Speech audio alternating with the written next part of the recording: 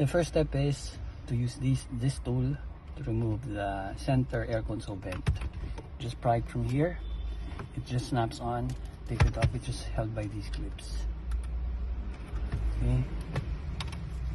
After you pry it off, just remove the cables here. Stop.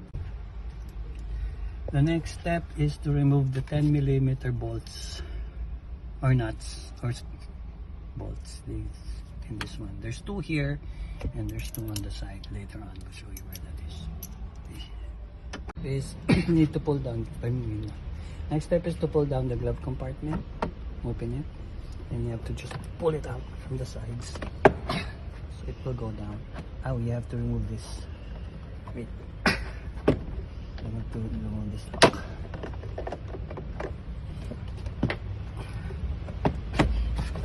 Let's let it go down. Stop. So after you remove the glove box, you have to get to the 10mm bolt that you will find under here. That one.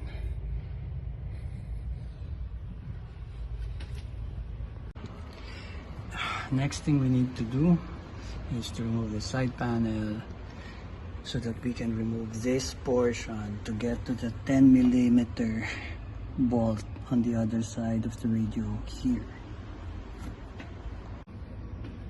You need to remove two screws, one here and the other is down here. So just leave those hanging there. Do not unplug your airbags or the knees. We're trying to get to the 10mm bolt. That's there. There.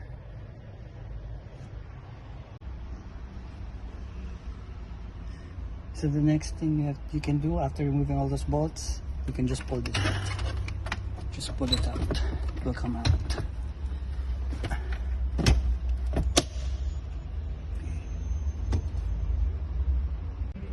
You have to capture the wires. Okay. So this is the harness that comes with the PUZU. The harness. So the female, that's where you plug the sockets that were initially plugged directly into your head unit. The male is what you plug directly to your head unit.